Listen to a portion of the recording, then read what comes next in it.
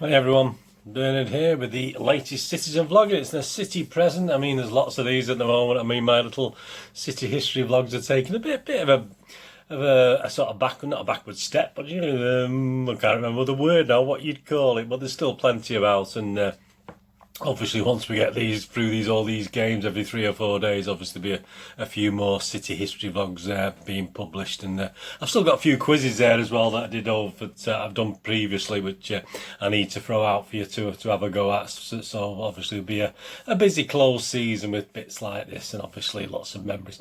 Anyway, if you're new to the Citizen channel, please push that subscribe button, push the bell notification, make sure your notification set to public so you get to know about all these little vlogs. Well, today it's obviously a preview, so we're previewing the Southampton versus Manchester City game. I was going to say at the Dell then, but I mean, obviously I have memories of the Dell myself there, so yeah, we'll talk about that in a minute. Sunday the 5th of July at St Mary's, of course. St Mary's, 7 PM kickoff, so I'm not up till 3:10 in the morning on Monday morning, so working on 9 o'clock finish. Yeah, I might get 5.5 hours kip or something like that if I'm very lucky. But then again, who knows? I'm that wound up after watching a match. It usually takes me an hour or two just to calm down. Previously, yeah, this season we've played Southampton a couple of times. We played them at the Etihad a couple of times, didn't we? We played them in the Carabao Cup round 4 on the 29th of October. A 3-1 win with Otamendi scoring and Aguero scored a couple. Then 4 days later we played them in the Premier League, didn't we? And that was a bit of a harder task actually. Did very well there, Southampton. We won 2-1 with goals from Walker and Aguero, both quite late goals, weren't they? Did we go one? I think we went 1-0 behind, I think, or did they pull one back? I'm not 100% sure, to be honest with you. Last time at St Mary's was the 30th of December 2018 with a 3-1 win with an own goal, David Silva and Aguero scoring the 3 goals. So a comfortable 3-1 win. You can remember the one before that obviously was something to do with the Centurion season, wasn't it? I think the one before that. Away from at Southampton, obviously I remember the Dell, and obviously City never did that well at the Dell, but it's obviously St Mary's hasn't really had the same sort of fear for City, has it, since we've been going there. But again, it's still a little bit of a tough ground to play at. We played Southampton away in total in the league 41 times. We've won 13, drawn 11 and lost 17, so they do slightly have the upper hand. We've scored 48 and let 56 in. Our biggest away wins, we've had 3 of the same. We've had 3-0 wins. More of that in a bit as well. 1991-92 season, 2014-15 season, and the 2016-17 season. So we've had 3-0 wins, and our defeats, we've had 2 4-1 defeats. That's the biggest we've had.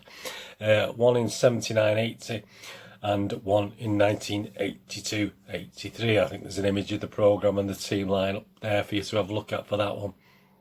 How are they doing? Well, I quite like that. I mean, this Ralph, is he Hassan Hutty? Is it got? Who's he? Hassan? I'll just call him Ralph. It'd probably be easy, won't it?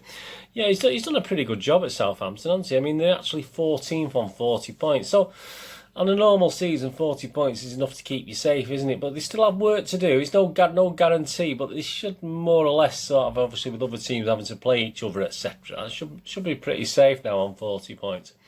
And they're certainly, I think they're still 40-1 looking at the betting to go down to get relegated. So I mean, it's looking less and less likely.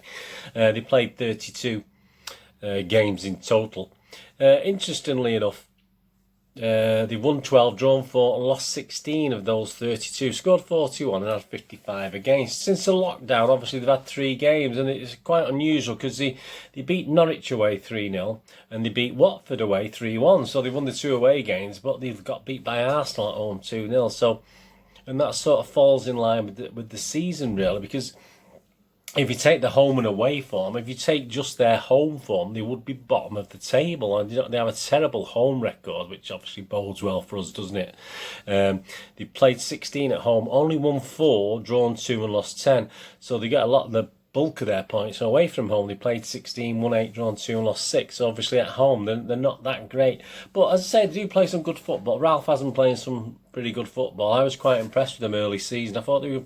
I think they had a bit of an iffy start, but then he sort of grew into things. He was trying to play football, Ralph, with his team, and I think they look better and better. And I think obviously they sort of had some good results, didn't they, before the this break? So and as I say, they won 2 out of 3 after the break, so they're not doing too badly. Yeah, I'll give you my prediction of what the score will be.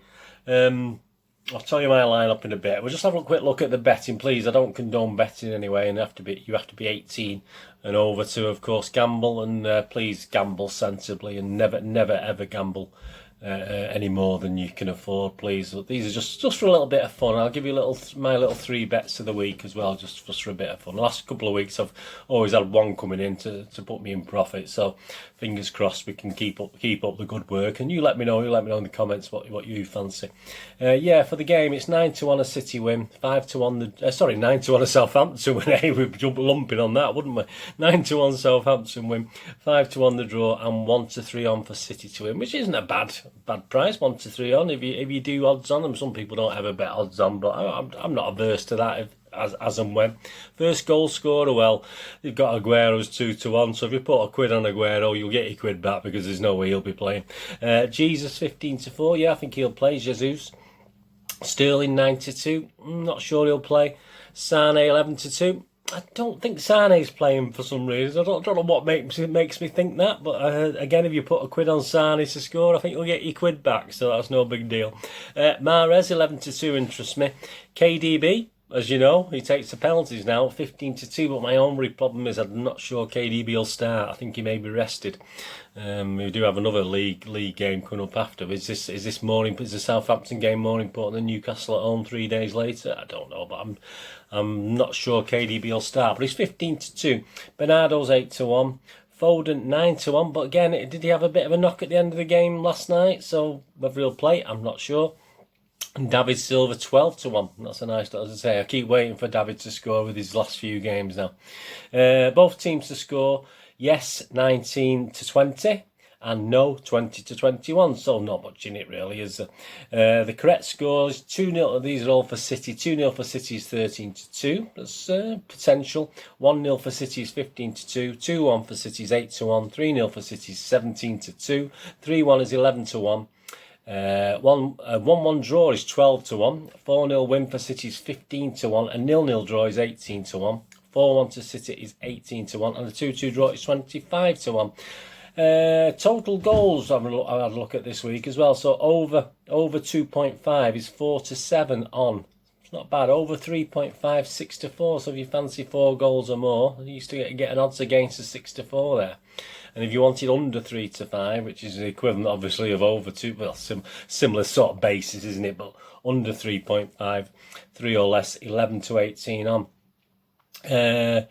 So that's interesting, isn't it? I mean, that's my little free bets. Right, what I'm going to say is, because I don't think KDB will play, I'm going to do the David Silva. These are the best prices. Don't forget your bookie. If you haven't got a few bookies, you may be different to what these prices are. But get the best price you can if you want to have a go at this. David Silva's 12-1, and I'm gonna have a go on that one for David Silva, first goal scorer. The score, I'm sort of like that between 2-0 and 3-0 for City. I think we'll keep a clean sheet again, hopefully. And obviously we've had 3-0 wins, obviously in the last 30 years. So I'm going for another. I'm going to go 3-0. I'll be positive. It's 17-2. It's a bit better than 2-0 at 13-2. So nothing ventured, nothing gained.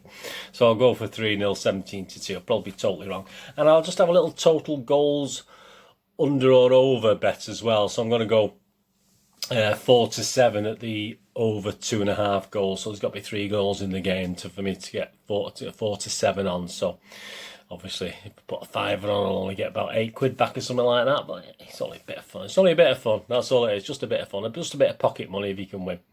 Yeah, so that's the betting. Please, as I said, bet sensibly and don't obviously gamble. I don't condone gambling, or obviously do it for fun and never bet more than you can afford to lose. Interesting, just on the betting front, Ralph, I'll just call him Ralph, is actually 100-1. The next manager to go, I think, is the Bournemouth manager, but Ralph's pretty safe at 100 to 1. He's up there with Pep at 100 to 1. I mean, that's not a bad price on Pep, is it? If he decides to jack it in the season early, you never know. He probably won't, because he's a man of his word and he's not said that. But 100 to 1, it might be worth 50p, mightn't it? The lineup, right? I'm going. This is my lineup, and I say it could be any. This is quite a off the wall one, but this is more perhaps for Newcastle at home, but I'm just thinking, obviously players are tired after the Liverpool. They worked hard against Liverpool, didn't they? So I'm going Ederson again, Cancelo, Otamendi, Stones, Mendy, Gundogan.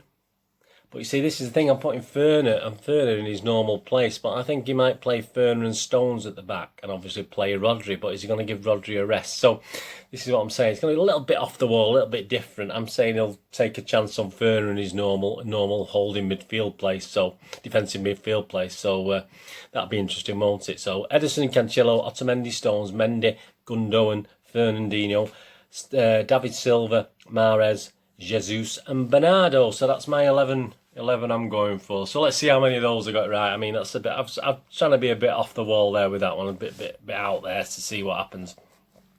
Right. So it's just a quick look on Twitter. Just a couple of things on Twitter before we finish. Oh, it's a great image, a fantastic image on, and it's you'll recognise the guy as soon as you've seen this. You'll obviously, can you name him before I even tell you who it is? Obviously, this has been posted at Tommy_Doyle 8. So I mean, they are absolutely fantastic image on Twitter there. I really like that. Simon Bukowski, obviously from the MEN, at SPAJKO. He just confirmed that City had received an apology from Bayern Munich for the pictures of SANE in a Bayern Munich kit. So I mean, you know, I'm not particularly bothered about Bayern Munich anyway, generally, but I mean, the way this SANE thing's been obviously the way they were tapping him up, etc., whether they said they were or not, of course they were.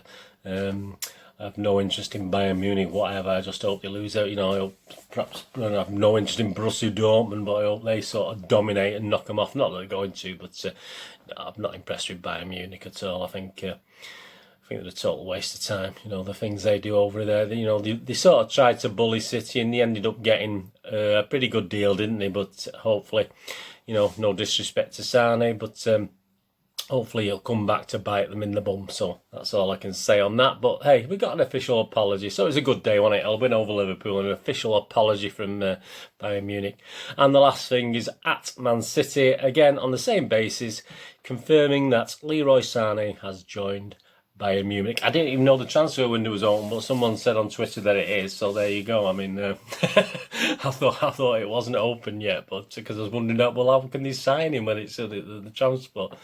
I believe it is, but again, that's just from a source on Twitter, so whether that's true or not, but it must be, because why would they announce signing him, and why would City announce they've sold him?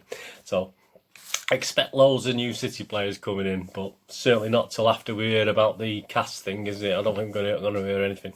Anyway, thanks for watching today.